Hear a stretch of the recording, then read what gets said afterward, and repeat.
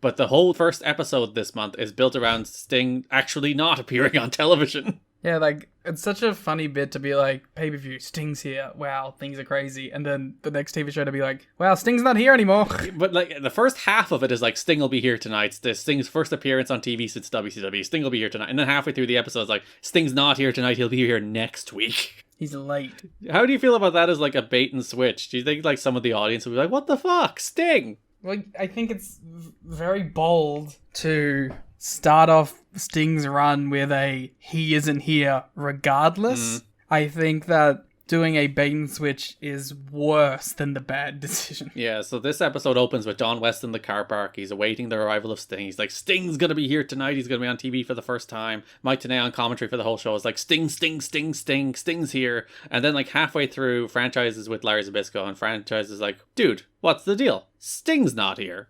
And Larry's like, Sting has been delayed. He'll be here next week, and we'll also have an announcement about Jeff Jarrett's against all odds opponent. And then Franchise is like, ooh, we did loads of things with Sting. Is something wrong with Sting? What's going on with Sting? And then Monty comes in and shouts about how he wants the world title shot, and he steals the world title contract from him. I love how defensive Larry Z gets, because, like, the implication being at this point that he's, like, fumbling Sting. Yeah.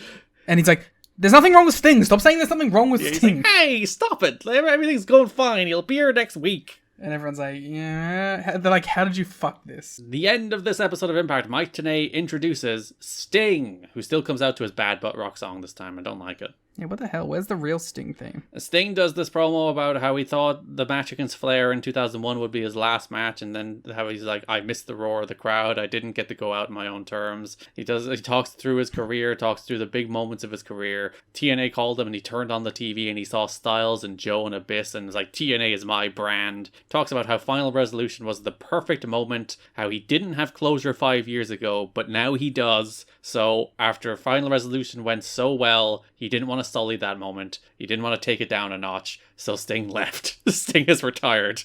He thanks Dixie Carter and the Carter family. He thanks the fans. He doesn't want to taint that moment. So he said goodbye, says thank you, leaves his bat in the ring, and leaves as the crowd chant, please don't go. AJ, Sabin, and Sanjay greet him on the ramp. Christian greets him at the top of the ramp as well. I was like, what the hell, dude? And Christian looks befuddled as Sting walks down the tunnel. So the big angle with Sting is that he's gone. All of the Christian stuff from this point on, like, skews heelish. And Garrett Kinney may be sitting there like, well, yeah, he turns heel in like 3 months, whatever. But I don't know that. And I just thought it was interesting that it's like, he kind of comes across whiny for the rest of the month. Yeah, like, it doesn't strike me as they're teasing a heel turn, because why would they? He's about to become world champion as a babyface. So, like... That's why I thought it was weird timing. And why I didn't believe the title change on the show. They do turn him in like July, August. But yeah, he does. It is kind of weird that he's like, what the hell, Sting? You left. And he's on the phone to Sting at points during the month. He's just hanging around with Sting. And then he's like, I'm not getting the title shot just because Sting left. Because yeah, that's the whole idea, that like the contract is open because Sting is leaving. Yeah, so it's like, I don't know, I thought he was really like sort of cowardly and heelish throughout the rest of this month. I did think... But of course he's facing like the biggest coward of all, so it kind of evens out. I did think Sting's promo was really good here. Yeah, it's nice to hear Sting talk. AEW should let him do that. They don't do it nearly enough. I kind of hate... Because it's very funny, like, WCW Sting was not a promo guy. Like, he very famously, for an entire year, did not talk. He stood in the rafters and pointed at people. Like, he was not known for cutting promos in WCW. Whereas, like, TNA Sting really is a promo guy. He does loads of promos in TNA, and he's really, really, really good. And it's a shame that AEW don't let him talk. I know there was some discourse about Darby Allin's promo on Dynamite, just because of the kind of... I like the worked shoot part. I understand the criticisms in that, like, he just murdered you and your friend. Why are you talking about, like, the start of AEW? You should just be like, you murdered me and my friend and we're going to kill you. I kind of get that. But yeah, just get Sting out there to do that promo. To do the, like, you tried to take me out before I could even retire on my own terms, but I'm going to get my revenge at the pay-per-view. To get Sting out there to cut that kind of promo, and he'll fucking rock it. Well, let's see if they let him do that on Wednesday. If Sting doesn't talk before that Revolution match, like, that's a booking dereliction of duty. Like, what are you doing? Like, the only reason you do a beatdown, which the beatdown was awesome, like, it was a great beatdown, but the beatdown is then only as effective as, like, the babyface promo vowing revenge, which is a step people forget all the goddamn time. Like, if you beat down a babyface, the babyface has to do the revenge promo, otherwise it doesn't matter. Like, if the babyface doesn't vow to get revenge, like, what's the point of the beatdown?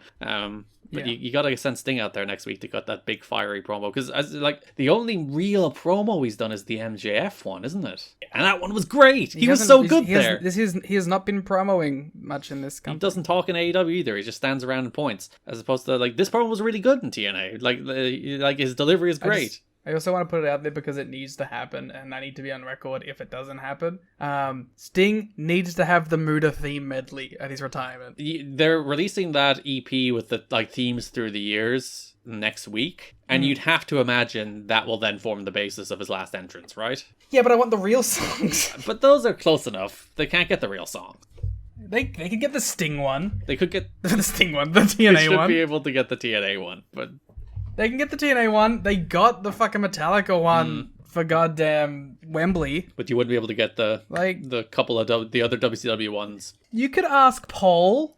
Maybe he wants some good press right now. He doesn't need the WWF one or WWE one because that one's bad. Yeah, but like you can get the WCW one if you ask nicely, probably. And what else do you need? Man Cold Sting. Because the WCW one, the non-Metallica one, is good. They're like do do do do. I love that theme. Do, do, do, do, do. Yeah, but like he needs to have that medley. And if you have to replace the ones that you can't get from WCW, fine. But like you need the other ones that you can get. Get the Main Event Mafia team too. That'd be awesome. Yeah. The Wolf. Oh, he fucking needs the Wolfpack team too as well. Get Jimmy Hart on the phone. WWE don't own the Wolfpack song. Jimmy Hart does, so you can get the Wolfpack song. I'm sure, like, listen, this dude is the biggest fucking nerd in the world and a big Sting nerd. I'm sure he's had this exact same thought. He better do it. So, because also if that does happen, more importantly, that becomes the standard for wrestling retirements. Because if they do it with Muda and they do it with Sting, like that becomes what you just do, and that needs to be what you just do because it's so Yeah, cool. I went back and watched the Muda one a couple months ago. It's like, it's one of the best things about wrestling last year. Like you do it with Brian too, and you can even do you can get Flight of the Valkyries. Yeah. Public domain, bitches. So yeah, the point of this angle, Sting is gone. He's disappeared. He said he's walked away. But then the question throughout the rest of the month, particularly for Eric Young, is has he actually? Because Eric Young, again, the one guy who can always see what's really going on in this company. Sting was legitimately concerned with how the live crowd would react to him when he made his pay-per-view return last month. Wrestler said he was very nervous and openly questioned where he fit in on a roster that featured so many cruiserweight high flyers. He was nearly in tears when the crowd reacted favorably, and a wrestler says he was thrilled once he returned to the backstage area with the live crowd's response. So that's kind of charming that like even a guy, the success of Sting is like, will they remember me? Will they care? He always has those kind of feelings, though. He's a very humble boy. TNA on January 28th said its ratings record for the debut of Sting, doing a 1.08 rating and 1.26 million viewers. That's not actually a record for the audience. They did 1.28, so slightly more before, but it is a record for the actual rating. The Sting interview itself peaked with a 1.19 and added 17% new viewers over the 15 minutes. The important news here is the rating, unlike the past weeks, was not drawn due to UFC. UFC had a weak Unleashed show when it came to star power beforehand and only did a 0.07. So Sting, so shock of all shocks, a television draw. Yeah. What did you expect? It's crazy to see these numbers, like just with 2024 wrestling eyes. Yeah, and for like the history of Impact, 1.26 million viewers is on like the low side. Yeah, like but you look at now and you're like, they would kill for this. Yeah, if AEW did 1.26 million for an episode of Dynamite, Tony Khan would be tweeting non-stop for 3 weeks.